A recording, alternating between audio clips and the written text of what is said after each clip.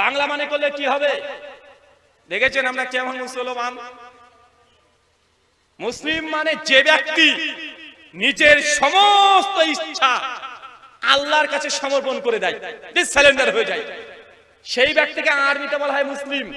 মানে নিজেকে যখন মুসলিম দাবি করবেন, আপনার নিজের কোনো ইচ্ছা থাকবে না, সব একজন ইচ্ছাতে চলতে হবে, সেটা আল্লাহ আর তার নবী যা আদেশ করেছে, দুইজন ব্যক্তি ছাড়া আর কারো আদেশ পালন করতে পারবেন না।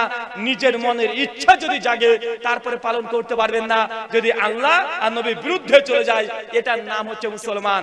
একটু উদাহরণ দিলে বুঝতে পারবেন। এই যে আমাদের পা আছে, প্রত্যেক মানুষের পা আছে, যদি নিজেকে মুসলিম দাবি করেন, এর পায়ে ধাপটা নিজের ইচ্ছে মতো ফেলা যায় না।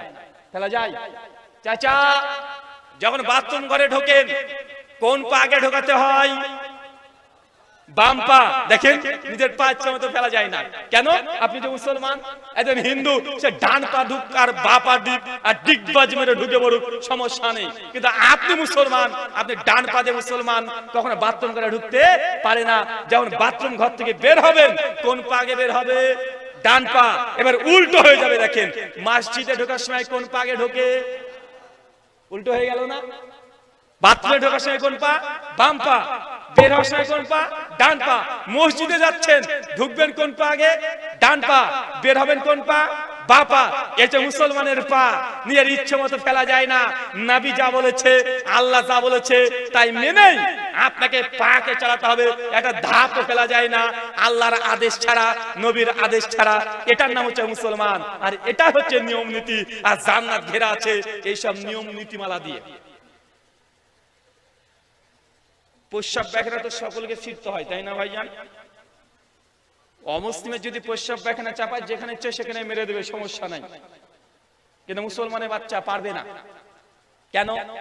20 লাখ টাকা দিয়ে একটা বাথরুম যদি তৈরি করেন, জায়েজ, টাকা আছে, কোটি কোটি টাকা দিয়েছে, দিন শেষে আলহামদুলিল্লাহ বলবেন, শুকরিয়া আল্লাহর আদায় করবেন, প্রত্যেক বছরের যাকাত দিয়ে দিবেন, ওসর দিয়ে দিবেন, তারপরে কোটি কোটি টাকা আছে আপনার।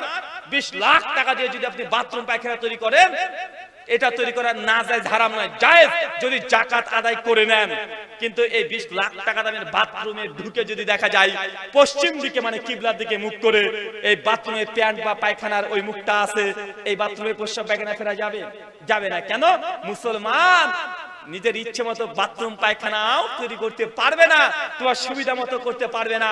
আল্লাহ নবী নিষেধ করে দিয়েছে, কিবলার দিকে মুখ অথবা পেছন করে প্রস্রাব করা যাবে না, পায়খানা করা যাবে না, থুতু নিক্ষেপ করা যাবে না। এটা আল্লাহ নবী বলে দিয়েছে। চাচা এটা হচ্ছে নিয়ম নীতি। জান্নাত কি দিয়ে ঘেরা? চাচা জান্নাত কি দিয়ে ঘেরা? নিয়ম নীতিমালা দিয়ে। মানে প্রস্রাব পায়খানা নিজের ইচ্ছে মতো ফেলা যায় না। প্রস্রাব পায়খানা ফিরছেন, হাঁচি চলে এসেছে, জোরে হাঁচি চলে এসেছে, হাঁচি দিয়ে দিয়েছেন, এখন আলহামদুলিল্লাহ বলতে পারবেন? পারবেন না। রাস্তাতে প্রস্রাব পায়খানা ফিরছেন, কেউ এসে আপনাকে ভুল করে সালাম দিয়ে দিয়েছে, আপনি এখন উত্তর দিতে পারবেন? পারবেন না। বাথরুমে বসে জিকির, আজকার, তাসবিহ, তাহলিল, কোরআনের আয়াত পাঠ করতে পারবেন? পারবেন না। বাথরুমে যদি এতগুলো নিয়ম নীতি লাগে, পায়খানা ফেরার জন্য যদি এত নিয়ম নীতি লাগে, জান্নাত ঘেরা আছে এই সব নিয়ম নীতি দিয়ে। এখন বলেন আপনি কটা নিয়ম নীতি মানেন? কটা মেনেছেন আপনি? আল্লাহ নবীকে জিবরিল তার জন্য দেখে আসছে যে জান্নাত শুধু নিয়ম আর নীতিমালা দিয়ে ঘেরা, পুরো জান্নাতকে ঘিরে দিয়েছে আল্লাহ। নিয়ম নীতি পালন করে আপনার জান্নাত যেতে হবে, নচেত আপনি জান্নাতে প্রবেশ করতে পারবেন না। আল্লাহ নবী বলছেন, সুনান আবু দাউদ হাদিস নাম্বার 26, 27, 28, ওই যে খবরদার 3টে জায়গাতে প্রস্রাব পায়খানা ফিরবে না। কয়টা জায়গায়? 3 জায়গায়। চাচা কয় জায়গায়? 3 জায়গায়। এক, যে রাস্তাতে মানুষ চলাচল করে, এই রাস্তায় প্রস্রাব পায়খানা ফেরা যাবে না, হারাম। মানুষ যে রাস্তা দিয়ে চলাচল করে, এই রাস্তায় প্রস্রাব পায়খানা ফেরা যাবে না, নবী নিষেধ করেছে। 2, যে পুকুর থেকে মানুষ পানি ব্যবহার করে, থালা বাসন মাজছে বা অন্য কোনো কাজে ব্যবহার করে, এই পুকুরের মধ্যে আপনি প্রস্রাব পায়খানা ফিরতে পারবেন না। কিন্তু আমাদের সমাজে যুবকরা আছে, বদমাশ খাটাস কিছু আছে, এরা আবার এই পানির মধ্যে বেশি প্রস্রাব ফিরতে এনজয় করে, আছে না নাই? আমার নিজের চোখে দেখা, বহরমপুর থেকে আসছি, দেখছি রাত্রিবেলাতে 4-4 জন বন্ধুরা একসঙ্গে ব্রিজের উপরে দাঁড়িয়ে বলছে কে কত দূরে ফেলতে পারে, প্রস্রাব করছে। ভাই আছে না ভাই যেন বদমাশ? মানে কার স্পিড কত বেশি। ব্রিজের উপরে দাঁড়িয়েছে আর দাঁড়িয়ে দাঁড়িয়ে 4-5 লাইন দিয়ে একদম জোরে স্পিডে দিচ্ছে, কারটা বেশি দূরে যায়। আল্লাহ 1400 বছর আগে বলে গেছে, যে পানি ব্যবহার করা হয়, যেই পানি মানুষের কাজে ব্যবহার করা হয়, এই পানির মধ্যে প্রস্রাব পায়খানা ফেলা যাবে না, কাশ থুতু পোটা এগুলো ফেলা যাবে না, অপ্রয়োজনীয় নোংরা কোনো জিনিস ফেলা যাবে না, এটা আল্লাহ নবী নিষেধ করেছে। আপনাকে বোঝানোর চেষ্টা করছি, জান্নাত কি দিয়ে ঘেরা চাচা? জান্নাত নিয়ম নীতি দিয়ে ঘেরা, এগুলো হচ্ছে নিয়ম নীতি। 3, যে গাছের নিচে মানুষ আশ্রয় নেয়, যে গাছের নিচে মানুষ বসে থাকে, গাছটাকে মানুষ ব্যবহার করে। মাঠে ক্ষেত খামারে দেখবেন অনেকগুলো গাছ আছে, কৃষকরা সারাদিন ক্লান্ত হয়ে গাছের নিচে এসে তা হয় নামাজ পড়ছে বা খাবার খাচ্ছে অথবা বিশ্রাম নিচ্ছে। আল্লাহ নবী বলছেন, এই গাছের নিচে কেউ জানেও প্রস্রাব পায়খানা না ফিরে, আপনাকে শুধু প্রস্রাব পায়খানা জন্য নিয়ম নীতি হাদিসে মুবারাকাতে কমপক্ষে 20 থেকে 30টা আছে। এখন আপনি বলেন, পেশাব পায়খানা নিজের ইচ্ছে মতো ফেরা যায়? এটা ইসলাম? এটা কি? এটা ইসলাম? এটা অন্য কোন জায়গাতে পাবেন না। আদাবুল মুফরাদ লিল বুখারী হাদিস নাম্বার 913, হঠাৎ করে আল্লাহ নবী সাহাবীদেরকে বলছে, সাহাবী আমার, খবরদার, সাবধান, কেউ রাস্তায় বসবে না। সাহাবীরা অবাক, ইয়া রাসূলুল্লাহ বলেন কি? রাস্তায় বসবো না মানে? রাস্তায় বসা নিষিদ্ধ, হারাম। নবী বলছে রাস্তায় বসো না, খবরদার। সাহাবীরা বলছে, আল্লাহর নবী, রাস্তায় যদি না বসি, আমরা ব্যবসা বাণিজ্য লেনদেন সব রাস্তায় করতে হয়, রাস্তায় যদি না বসে আমাদের তো একদম ব্যবসা বন্ধ হয়ে যাবে। আল্লাহ নবী বলছে, রাস্তায় তোমরা বসো না, বসতেই যদি চাও রাস্তার হক আদায় করো। সাহাবীরা আবার অবাক, রাস্তার হক? রাস্তার অধিকার আছে?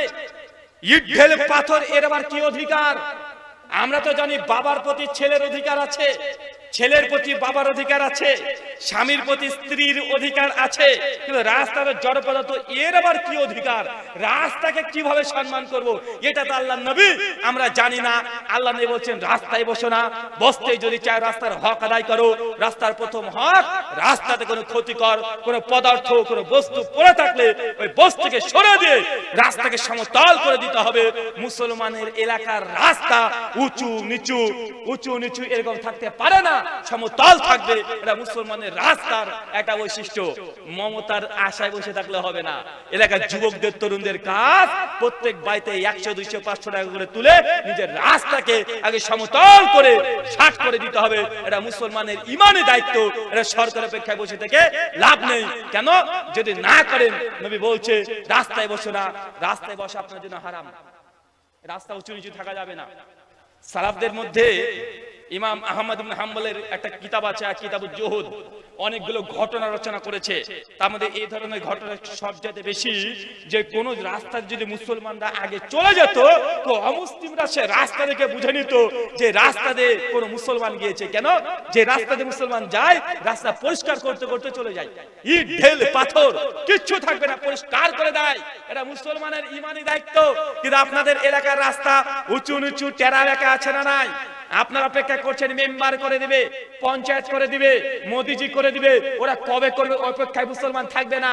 এলাকার মানুষের আগে দায়িত্ব রাস্তাকে পরিষ্কার করে সমতল করে দেওয়া, এটা ইমানি দায়িত্ব।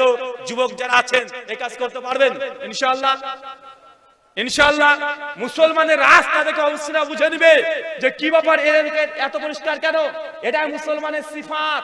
আল্লাহ নবী সাহাবীদেরকে দাওয়াতে না যত কাজ হয়েছে, তাদের আখলাক, তাদের চরিত্র, তার বেশি মানুষ মুগ্ধ হয়ে ইসলাম গ্রহণ করে ফেলেছে। আপনারা অনেক ঘটনা এই ধরনের জানেন। আর আমাদের সমাজে তো উল্টো আছে, একটু যদি প্রতিবেশী পাশের বাড়ির সঙ্গে একটু ঝামেলা হয়ে যায়, আগে তার বড় বেটাকে বলছে, তাতে রাস্তা ঘিরত, তুই আয়, তোর রাস্তা দেখছি আমি। আছে না নাই? এই বাড়ির সঙ্গে এই বাড়ি ঝামেলা হয়েছে, সঙ্গে সঙ্গে বলছে, রাস্তা ঘিরে দে, আমার জমির উপর দিয়ে আসবি, আয় দেখছি। আছে না নাই? একটু ঝামেলা হয়ে গেছে, আর আপনার স্ত্রী তো খুব মানে ভিতরটা মানে একটু জলে সব সময়। কেন জানেন? কারণ দেখা যাচ্ছে উনার বাড়ি এটা, এই যে জমিটা ফাঁকা পড়ে আছে আজকে, এখন এই জমিতে গ্রামের মানুষ ব্যবহার করছে, কে বিবাহ অনুষ্ঠান করছে, কে ওয়াজ মাহফিল করছে, কে হয়তো ঈদের নামাজ পড়ছে, কিন্তু আপনার স্ত্রীর মনটা জ্বলছে। কেন? বলছে আমাদের জমি, কেন ওর মেয়ের বিয়ে হবে? আসে না নাই? আছে না ভাইজান? যে ফাঁকা ফিল্ড পড়ে আছে, কোনো কাজ নেই, কিন্তু ছেলেরা খেলাধুলা করছে, কেউ বিয়ের একটা অনুষ্ঠান করছে, কে ওয়াজ মাহফিলের আয়োজন করছে, কে জমির মালিকের ভিতরটা একদম লাল হয়ে যাচ্ছে, রাগে গর্জে উঠছে, ও রাগের জন্য একদম এই এলাকাকে ঘিরে দেয়। এমন ব্যক্তি আছে না নাই? চাচা ভালো করে জেনে রাখেন, যে জমি ফাঁকা পড়ে আছে, যে জমির দ্বারা মানুষ উপকৃত হচ্ছে, এই জমিকে যদি আপনি ঘিরে দেন, আপনার যত জমি হোক না কেন, আপনার টাকা দেওয়া জমি হোক না কেন, মানুষের ক্ষতি করার উদ্দেশ্যে যদি নিজেরও জমি